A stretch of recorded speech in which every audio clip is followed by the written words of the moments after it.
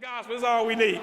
Matthew chapter 9, turn to somewhere around Atlanta, Georgia, Matthew chapter 9, verse 35. When you get it, say word up. Y'all ready for a word? Awesome. Let's read like this. And Jesus went throughout all the cities and villages, teaching in their synagogues. Nope, I don't want to start there. Start in verse 37. Start in verse 37. Matthew 9, 37. When you got that, say word up. Word up. The text says, then he said to his disciples, the harvest is plentiful, but the laborers, one more time. Then he said to his disciples, the harvest is plentiful, but the laborers are few. Therefore, here should be your earnest prayer. Pray earnestly to the Lord of the harvest to send out laborers into his harvest. One more time. Therefore, pray earnestly to the Lord of the harvest to send out laborers into his harvest. Y'all, for a few moments this morning, if you just bear with me, I want to deal with as a topic, help wanted. You may be seated in the presence of a mighty God. I want to serve as an HR director for the Kingdom Corporation this morning. Help wanted. When you see this sign, it's often of a misleading sign. The sign is supposed to say help wanted, in which it does. But oftentimes I know we're in a computer age now that you don't see help wanted signs, you see postings now. But it used to be a time when you see the sign help wanted, it means that a company needs help that they're going to pay. But if you're paying me, am I really helping you? If you're on the side of the road and you flag a car down saying you need some help because you're stranded, if that car stops to help you, do you pay them? If you're lost and need directions and you ask someone to help you with directions, do you pay them when you need help? If you was running and someone was about to rob you and you're screaming, help, help, help, would it shock you if someone said, I'll help you, but let's negotiate the terms of my help? So there are times, usually, when we need help, we don't expect compensation. But when someone wants our help, we oftentimes figure out, what am I going to get in return for my help? This morning, Jesus is saying that I am hanging up a help wanted sign in the window of continents, countries, states, cities, neighborhoods, and homes because y'all need some help. Help is desired and needed. And Jesus says that we have more work than workers. This morning in this text, I want to deal with how, first and foremost, how if you are a believer, there should be no such thing as an unemployed believer. If you are a believer, Jesus says you can have a job. He's saying because I got a lot of harvest, but I don't have a lot of laborers and workers to work the harvest. Now, if you follow me as I unpack this text, Jesus starts this at verse 35. The text says, and Jesus went throughout all the cities and villages, teaching in the synagogues and proclaiming the gospel of the kingdom and healing every disease and every affliction. According to the Bible, when Jesus rolled up on a new neighborhood, a new city, a new village, where did Jesus go according to that text? The synagogues. The contemporary version of synagogues would be the church. And when he went to the church, it said he did three things. He proclaimed the gospel, and he healed the sick, the disease, and every affliction. Okay? He healed the disease. Now, oftentimes a disease doesn't start with you. You can catch a cold. You can catch the flu. There's certain stuff you can catch if you're exposed to it. And he said, in the church, there's some people who caught some stuff that now has them diseased, and I'm coming to the church to heal it. Wait a minute, Jesus. You trying to say that? So if you're called to those who hurt the most, yet you come to the church first, could it be that some of the people that hurt the most are those sitting right next to you? This text, and I never taught this before, which is amazing to me, but when I read this, I realized the reason why we're called the hospital, because the most of the sick people, I know this might not shout you, but you need to understand that Jesus says that the model of Christ, that he went to the church. In the church, he healed those that were diseased and afflicted. Not you, but your neighbor. You may be sitting next to somebody right now who has an affliction and a disease that you can't see with your eyes. They say amen right on cue in the words of the song. But just because you can sing it and dress it up don't mean it's healed. It's not healthy just because it looks good. I wish I had some help up in this building. Just because it looks good. But just because something is big don't mean it's healthy. You do know that certain stuff is just swollen.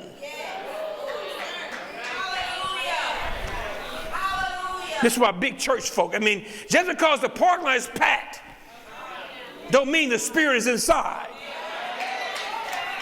Jesus said, watch this now, he did this. And my point is, people, I'm all for outreach. But we've gotten so outreach focused, Ashley, we forgot about inreach. We're sending people out to minister when there's people inside who need ministering. The Bible opens, Jesus opens this up. Let's see what Jesus did. Let's see what motivated Jesus to do what he did. The Bible in verse 36 says, when he saw the crowds packed church, he had compassion for them because they were harassed and helpless like sheep without a shepherd. The reason why Jesus went, it was not because he was irritated and sick of seeing this stuff. Jesus healing them wasn't even his primary purpose for going. Jesus' primary purpose for coming to the earth was to save the earth, was to take on the sins of the world. It wasn't to heal nobody. But when he came across people that were being harassed and helpless, and without headship or leadership and direction, he had compassion on them.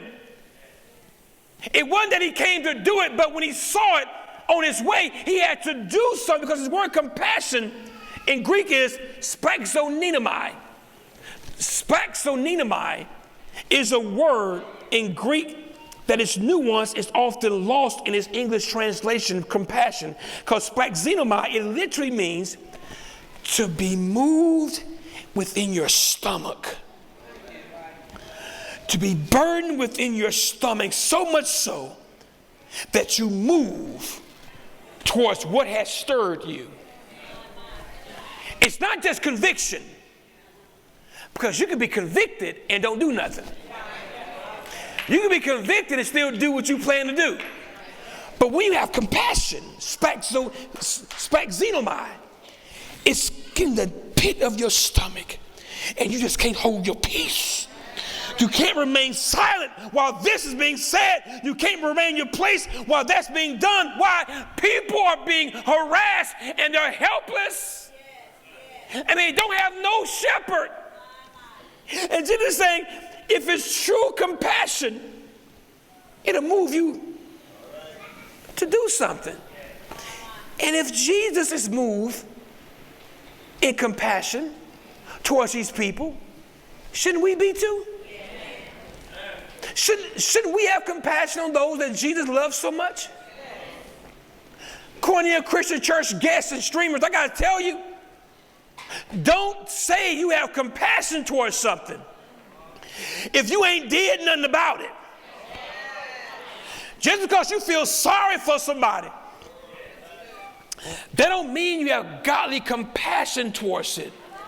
I'm trying to tell you that according to the text, when you have true godly compassion, there's something that you must do. And why do you do it? Because you have to. If you don't do it, then you don't sleep. It messes with how you sleep, how you think, because I cannot stand by to see these helpless, harassed people without a... Now, Cornelia, let me put a pin right there, because I must say that when it comes to our house, to this church, we have the gift of compassion. As a church, when people have come and needed cars, we didn't sell them cars, we gave them cars. When people have come to this church needing food, we just gave the food. We didn't take their names, their information. We just gave the food.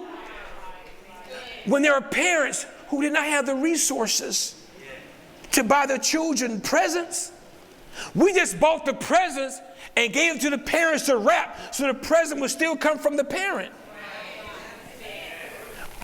This is a very interesting church, because if someone comes here and they got a buck attitude, then we have members here with the spiritual gift of Nuck.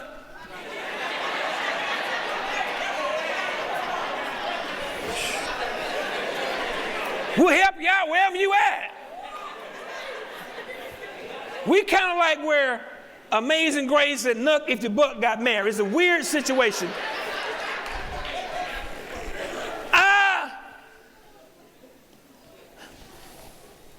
Jesus, after he was moved with compassion to help, and remember now, his target was the harassed, the helpless, and those without a shepherd. Then he turns to the disciples, verse 27. I set the scene for you. He went to church. He looked around. He said, as he's preaching, he had to heal the disease. He's walking around the church, preaching. He had to heal the sick, the diseased. Hey, baby, the afflicted. As he's walking around the church, preaching.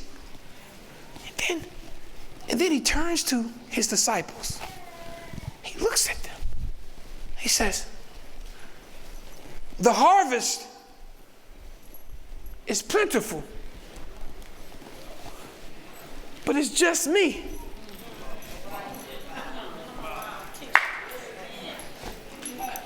I can't get way over there. Only got 3 years. I can't. The harvest is plentiful, but I don't have enough workers. The laborers are few. Now, if Jesus is saying that the harvest is plentiful, who is he calling the harvest? Because usually in the Bible, when you see the word harvest, it is to communicate something that's positive, an expected end.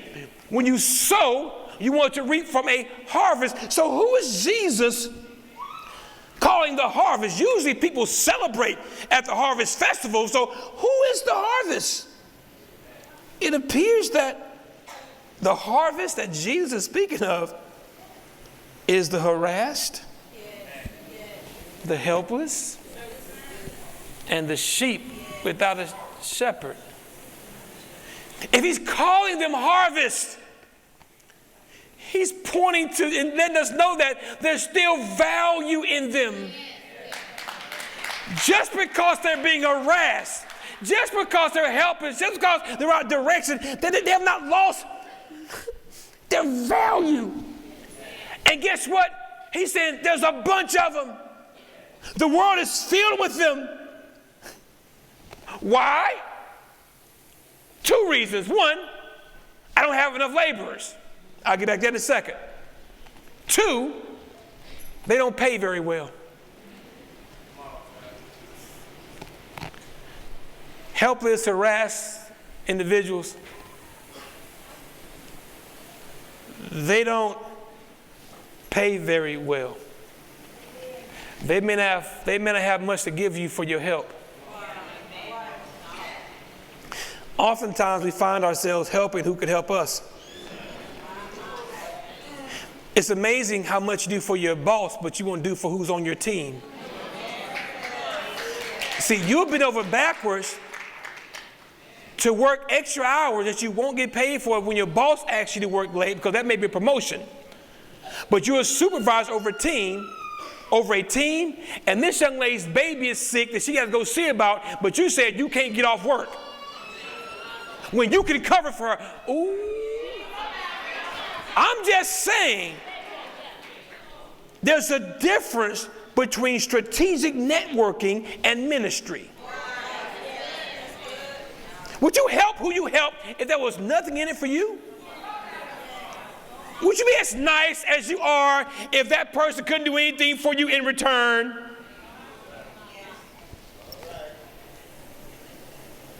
The Bible says, the harvest. There's plenty of harassed and helpless people without direction out there. Plenty of them. The problem is the laborers. The laborers, the orgazai, they're few. But let's look at, because you may be sitting there and say, well, preacher, I'm not qualified to be a laborer. I mean, if they sick and harassed and helpless, who am I? Well, see, in Jesus' time, we used the term laborer. The job description that Jesus is referencing required no formal training. It didn't require a set gnosis of skill set. A laborer only needed to be able to lift, pull, and carry. In a real sense, a laborer had to be someone who could follow directions. You see, before whoever called the laborer already has the plan of what needs to happen. The plan is set and written. The architect just needs someone to be the hands and feet to the plan already written. All the architect needs is some people willing to follow directions. Jesus saying, oh, here it is. Jesus saying, when I called my first disciples, I didn't go to the seminaries of Gamaliel. When I called my first disciples, I didn't go to the elite of the day. I called my first disciples, I caught them hanging out down by the dock. I caught them hanging around catching. The ones I got, they were not refined, but they were real. I made the rejects ready. That's what he said. He said, I want the ones that they ain't gonna see coming. Jesus is saying, I want those ones, because when Pentecost hits, I want the ones that when they start speaking in unknown languages that they've never studied, and people look at them and say, how do you know what you know? How did you say what you said? Aren't these fishermen? I want the folk that when they come up to Pentecost and start being used and speaking in tongues and all these things, I want the ones that people would know that if Jesus can do that, there must be a balm in Gilead. You didn't shout on bomb. You don't know what a bomb is. Now, let me help you out. Jeremiah 8:22, he asks a question. He says, when Jeremiah was addressing the sins of Judah, he said in Jeremiah 8:22, is there no balm in Gilead? Is there no physician here? You see, a balm came from a plant. And the purpose of this balm was, it was a rare balm, by the way, and this balm was used to apply to sick people. It healed people when the balm was applied. And so when Jesus says there's no balm in Gilead, is there no healers in the room? You see, a balm is something that's applied to something that's sick and that will heal it. But watch this now, because your shout cue gonna come on this. the balm carried a very distinct aroma. It was a pleasant fragrance. When you smelled it, you knew what it was. When someone walked in who was exposed to a balm, you would know what they were exposed to before they ever told you. You may not know what the ailment was, but you know what they used to heal it. If you really have been exposed to the balm of Gilead, people may not know what you've been through. They may not know what you had going on, but they will know you've been exposed to a balm that's healed a sin-sick soul. We need to pray that God sends a balm to this house. Ooh, I wish I had some folks. Listen, now I hate to tell you now, if you want to be a balm though, Jimmy, if that's what you want to do, there's only one way to get to the balm, and that's to press the exterior. You can't get to the inside unless you press it on the outside. I'm talking to some people who you've been pressed here as of late. So something pressing you and pushing you. All God is trying to do is let what was in you come out of you to heal somebody. And if he can't press you, he gotta press you, because there's some people he's trying to heal through you. If you can't be pressed, you can't be powerful. If you can't be pressed, he says something inside of you that he wants out of you. Inside your comfort zone. You can't heal nothing inside your comfort zone. But when you're pressed, I'm going to tell you something now. You better have something inside of you when you get pressed now. This ain't for the faint of heart.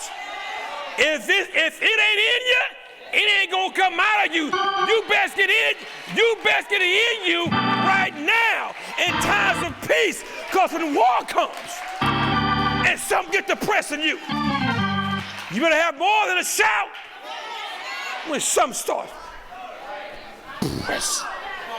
pressing. Yes, there should be. There should be no important. Christians, we're all laborers.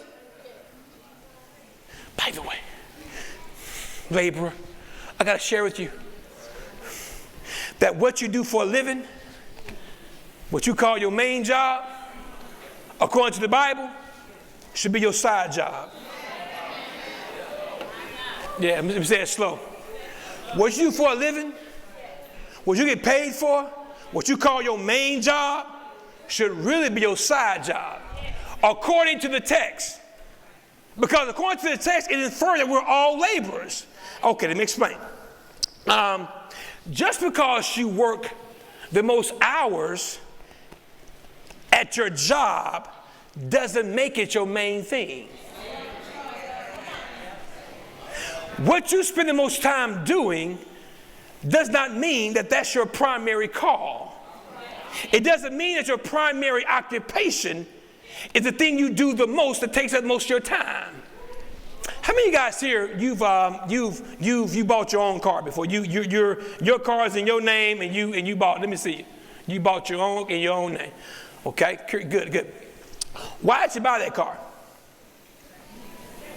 Need transportation. So primarily it was for transportation. So the primary purpose of why you bought your car was because you need your car to get you somewhere. Now you could like the color. You could have liked the make and model of the car. You could have liked the wheels on the car. There are a lot of things that you could have liked about the car, but the main thing was that car could transport you somewhere. If it was the right color, the right make and model, and had the right wheels on it, yet it could not run, it would do you no good. Okay? So the primary purpose of the car is to roll, it's to ride, it's to drive, it's to function. But it sits more than you drive it. If you did not work last night, Ubering or driving around, your car was parked most of the night. When you drive to work, get out of your car, and your car sits during your 9 to 5. So in a real sense, though you got the car to drive, most of what it does is sits. So just because it's not doing the primary thing the most doesn't negate its primary responsibility. Just because what you do for a living, you spend more time at than being a laborer, it don't mean that what you're doing is your true occupation. I gotta say it's real slow. The primary purpose that we've all been called to was to be laborers. You may be an engineer by trade, a nurse by trade, a teacher by trade, McDonald's by trade. That's what you do to pay the bills. But that's not who you are. You are a laborer that works for GM. You are a laborer that works for Lockheed. You are a laborer in the military. You are a laborer who happens to be a teacher. You are a laborer who happens to work for the city. You are a laborer who works for Starbucks. You are a laborer first. You are a laborer who happens to be an attorney. You are a laborer first. And we got to change this mindset of feeling that we are what we do the most of. So along these lines, I share with you that it only makes sense that if you're going to buy a car, a normal person, when they won't buy a car, they ain't running. I got a friend. His name is Eric Coleman. We call him Ethy. His nickname is Ethy. Ethy lives in Houston, Texas. He's a superintendent of schools of all KIP down in Houston. He has people work under him. He travels all over the country. He does so many things. He has a beautiful wife. Her name is Nikki. Gorgeous wife. Some of them Nickies. I don't understand it, but he has two lovely daughters. He's a good guy. He's one of the best dudes you ever meet. And so Eric, he called me a couple years ago, and he was so excited because he had found a car that he wanted. He sent me the car, and he was really turned up over this car. But I looked at the car, I'm like, you gonna buy this? The car was old. The paint was fading. The wheels were dry rot. The interior was like ragged, but he absolutely was ecstatic about the car. Now this isn't the actual car, but this is an example I'm talking about. It looks something like that. And Eric was excited about this car. And so I was like, dude, why do you want this car? I said, does the car even run? He said, no, man, I'm going to get it towed to where I need to be. So not only is the car tow up from the proverbial flow up, it doesn't even run. No, it don't run. It's cool, but I'm going to get it towed to where I want it to be. Why would Eric, why would Ethy, what's wrong with this boy to not only buy an ugly car, but an ugly car that don't run? If you're going to be ugly, at least work. Boy, that's a sermon from the singles right there. That is a, ooh-wee. If you ugly, at least work well. Jesus. I wish I had time to work on that one right there. Because some of us got some pretty folk that don't work. You better pick your poison. They ugly, they work though.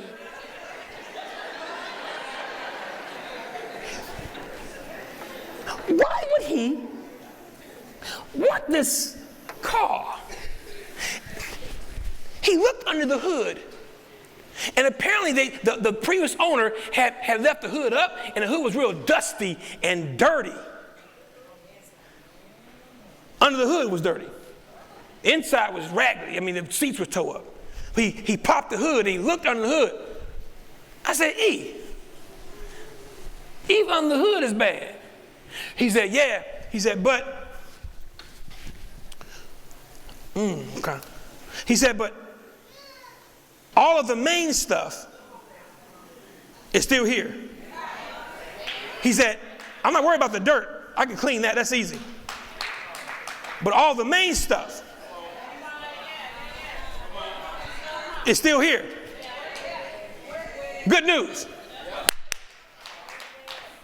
People looked at you. Some folks said you're raggedy. Your ways are bad.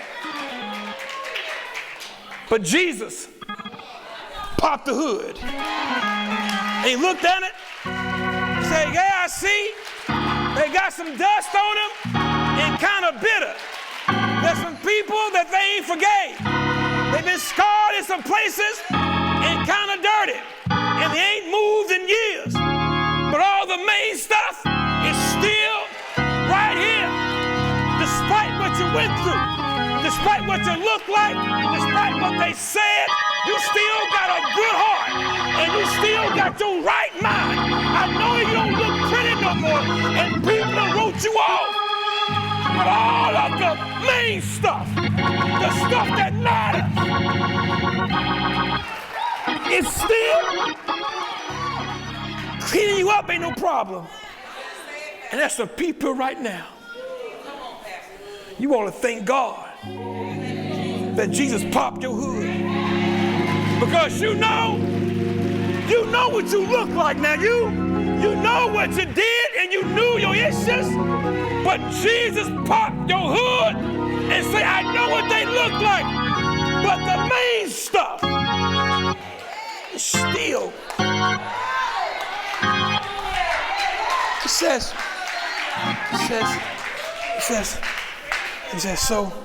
so I can work with this.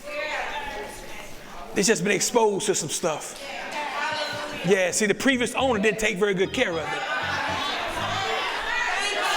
You do know that before God, you had another owner. You do know that you were bought for a price. You do know when sin had you, it didn't take very good care of you. You look like what you've been through. That's into ink. You look like it was over you. So he said, but the main stuff is here. So while he got it, because the stuff was still there, he popped the hood. Whoo, I can run right there. Y'all pray for me. I'm trying to get past this pop the hood thing because, see, you know and I know, it didn't look pretty, but you had a good heart the whole time. Sometimes you did some stuff that was ragged and tore up, but you and I both know they don't see what's under your hood.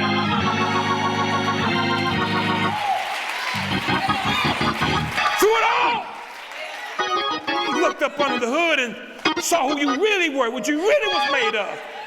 Yeah, see, that's what strippers right now who grew up in Sunday school. I'm done. Listen, I gotta get point two. I gotta get number two. Number two was this. Ethy knew.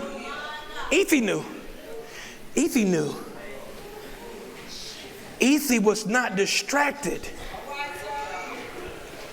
by what it was presently looking like. Because Ethy knew what it was supposed to look like. He said, I'm not going to let the present dirt distract me from what it's really supposed to look like. I know your family can't say it.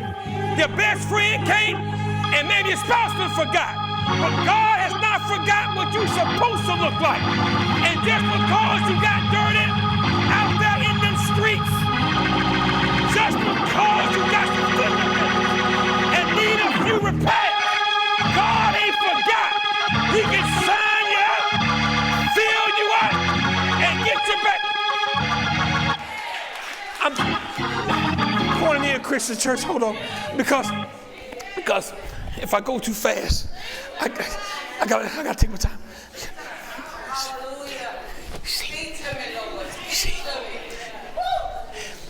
even you forgot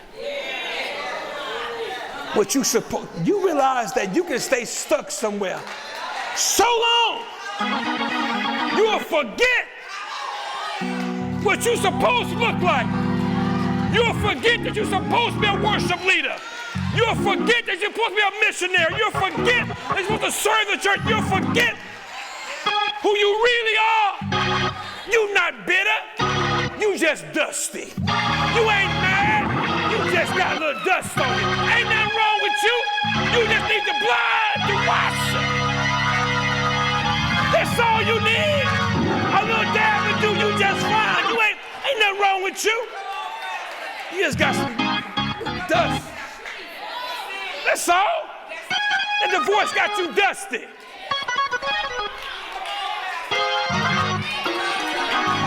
This Bible, this text opened up to me, y'all. This text, you see, watch that. Ethan, my friend. I told you he was a big baller shot caller.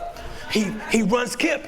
He's a big baller shot. He has people on his team, people that work for him, Surrey. He got all this stuff. Fred, he got offices and all this stuff. He travels everywhere. That's his main occupation. But let me show you why it's his side job.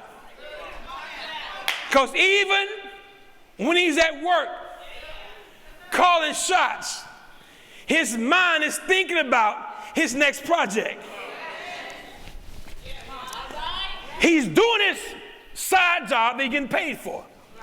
But his mind is on his occupation call. And because he don't let his side job that he gets paid for make him forget about the occupation as he's been called to, God blesses the side job. If you seek first your God thing, He'll bless your side thing. Just don't let the side thing replace the primary thing. Are you hearing what I'm saying? The reason why they ain't the right place for you because that thing makes you forget about the main thing. And anytime you let the side thing replace the main thing, you in trouble. Ooh, I wish I had time to tell some people the worst mistake you about to make. You about to let your side thing replace your main thing.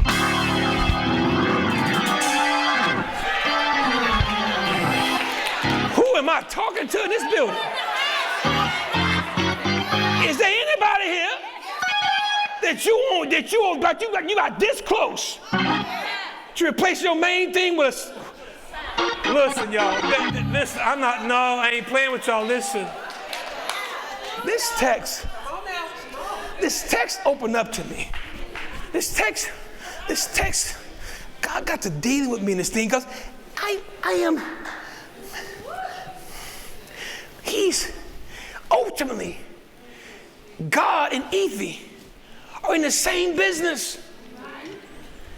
They're in the restoration business. And I don't know who's here. No one sent me a text or an email about your business. But there ought to be at least 700-800 people in this building that you thank God that He's in the restoration business. I can't shout for you. It might be 1,000 in the building that you thank God that He's in the restoration business. Who am I cussing at? Amazing grace.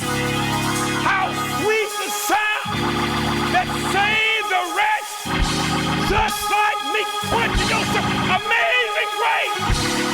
How sweet the sound that saved the wretch, just like you ought to shake your neighbor and rock your neighbor, shake them and rock them and rock them and shake them and say, I'm thankful that God is in the restoration business. Thank you that you did not leave me up on block, never to run again, but to pick me up and you brought me home and you sat me down and you got to working on me. You got to working on me. You got to sign me up. Just sign me up.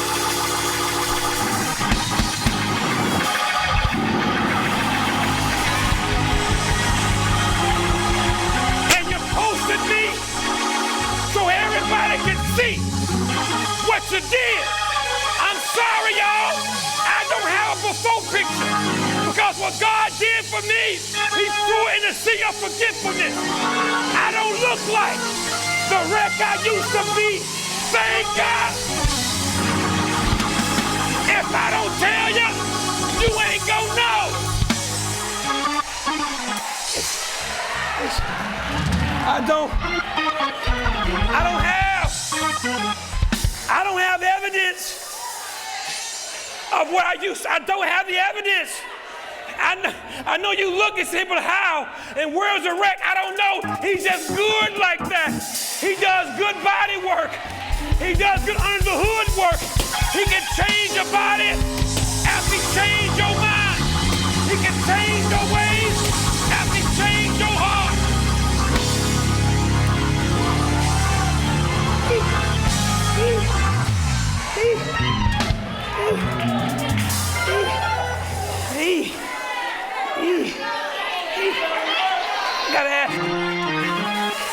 I gotta ask the church. I gotta ask the church. I'm not saying everybody here. I'm not saying everybody here is called to be a preacher or full-time vocation. That's not what I'm saying. Whatever you're doing, it's a side job. Here's my question for him, Pastor Cole. My question is, while you doing your thing, what do you have your eye on? What harvest do you have your eye on? The harvest is the helpless and the harassed and those without headship. You can't forget about you can't forget about who's in need of restoration.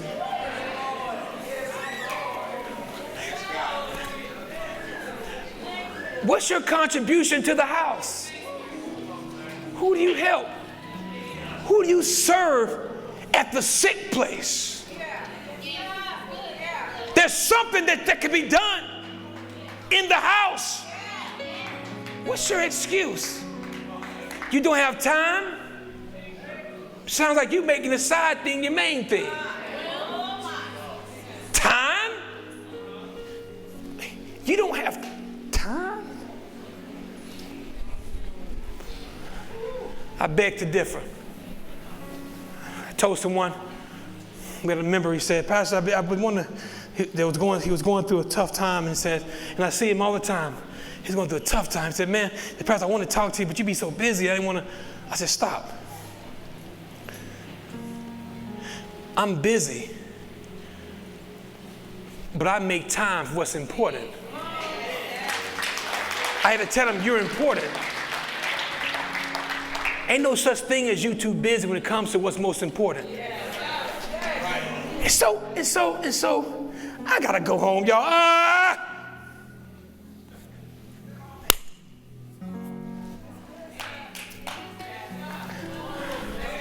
The text, watch this. Here it is. Here's the text. Go down to verse 38. It says, therefore pray earnestly to the Lord of harvest to send out laborers into his harvest. You missed that. Pray earnestly to the Lord of harvest that he will send laborers into his harvest. People, I told you earlier that the helpless and harassed, they don't pay well. But their Father does. They're his people. They belong to him.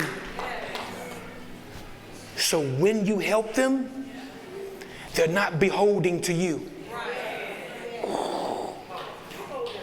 They're his people. You do it out of love for him, not a thank you for them. Some of you would be much better laborers if you didn't get pissed off every time somebody didn't say thank you for your help. Some of you have wrote people off because they didn't say thank you. What's wrong with you? They've been harassed, afflicted. Maybe they don't know how to say thank you. Maybe they still don't know what your real motivation is. They done been here before. They done helped before. They just waiting for you to ask. They wait on the ask. She don't know what it's like for a man to help her with no strings attached. She's still waiting for the ask.